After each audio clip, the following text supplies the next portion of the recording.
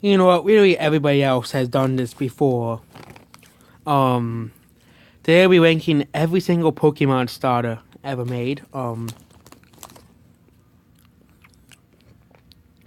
So D tier is obviously the worst starter of all time.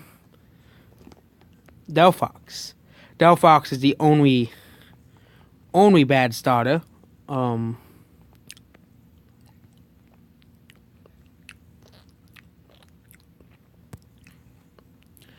of all Pokemon. Um, and that's basically it. Delphox do not like its design. There's a reason why they use Braixen in Pokemon Tournament instead of Delphox. Because nobody likes Delphox. Everybody likes its pre-evolutions, but not the final form. And also, there's better Psychic types out there and more interesting ones.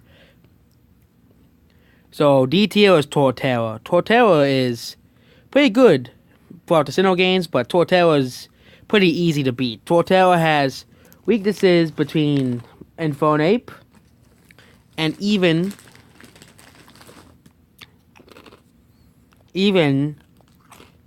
Empoleon.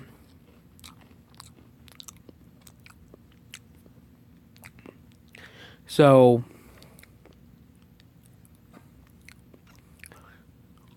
Torterra is easily the worst of the Sinnoh starters.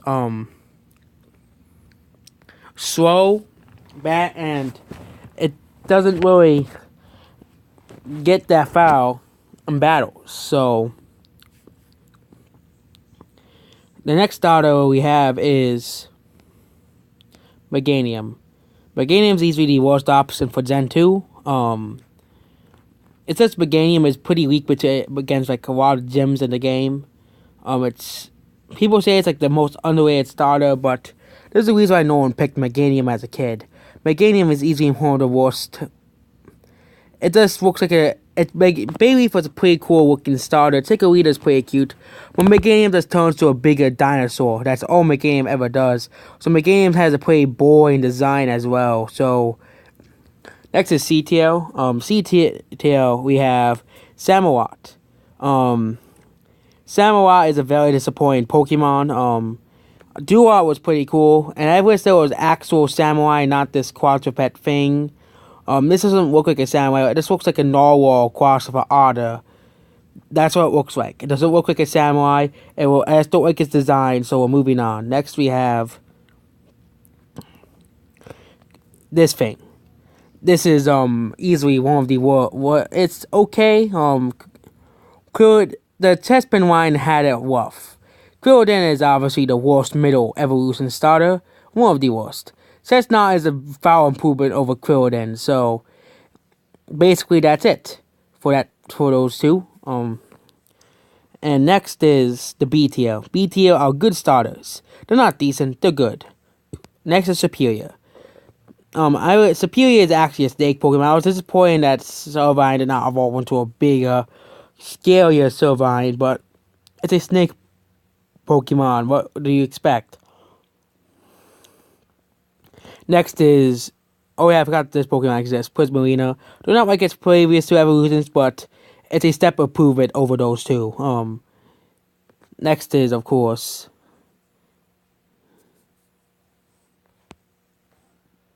Oh, it's a sort of mega forms.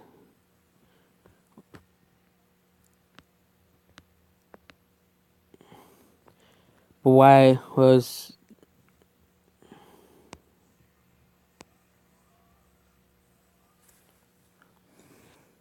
Next is Base Venusaur. Mega Venusaur is obviously much better, but Base Venusaur is basically it's basically a pretty good Pokemon to use in battle. It has the same drawbacks as Torterra, but at least Venusaur is much better. It's basically Venusaur is a much better version of Torterra, because Torterra sucks, but basically Venusaur is much better than Torterra, and its Mega Evolution is much better. Next is Swampert.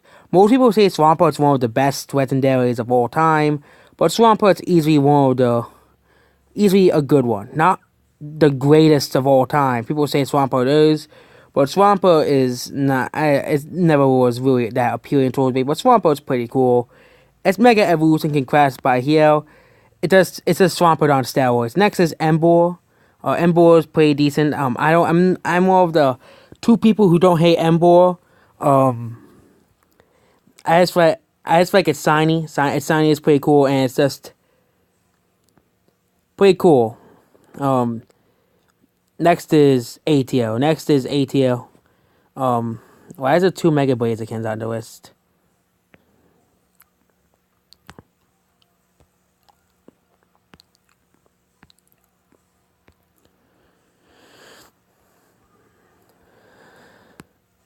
I'm putting any duplicates down now. Next is ATL. These are the really good starters. First is Incineroar. Incineroar is probably easily one of the worst. It's a good starter. It has lots of unique moves. It's pretty good in Smash Brothers. He fits in Smash Brothers, but he's not a good character to play as he has a really crappy recovery. Next is this Charizard. Blue Flame Charizard is much better. Moving on. Next is Empoleon. Empoleon is now one of the last stars out. It's simply just good. Empoleon is a Pokemon that's a penguin. Penguins are cool. And last is Mega Venusaur. Now going on to stars that are perfect to perfection. Next is Blastoise. Blastoise turtles are cool. Turtles of cannons are even cooler. So it was kind of like a war in first gen. It was Blastoise versus Charizard, which is the better one. Venusaur is still left out. Basically that's it. There are people who say that Blastoise is better. People who say Charizard is better. I'm the one people who say Charizard is better. Next we have Feraligatr. Feraligatr is easily the second best water starter of all time. Feraligatr is really cool design. Crocodiles are cool animals. And that's basically it. Next is Base Charizard. When you compare it to its Mega Evolution, Base Charizard is actually pretty boring compared to its Mega Evolution. Base Charizard is pretty cool. It's a dragon. Dragons are cool. Next is Typhlosion. Typhlosion is a pretty cool Pokemon. It's easily It's easily the best Pokemon from the Johto region by far. Scizor easily a second place, but easily the best Johto starter. And Johto, one of the best Johto Pokemon of all time.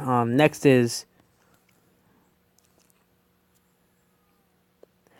are the Perfection Pokemon. Next is Blaziken. Blaziken is not the best fire starter, but it's easily one of the better ones. Blaziken it's very fast and very hard to beat. Blaziken is also very overpowered. And it's a chicken. For once, chickens are not weak, but that's basically it for Blaziken. Next are the stars are basically Perfection. Infernape. Infernape is basically one of the greatest Pokemon ever made. Infernape is the only good starter choice for Gen 4, okay? And the Apollyon is decent, but if you want to play for Gen 4 without any mistakes, you have to pick Infernape. It's just no other option. Next is Greninja.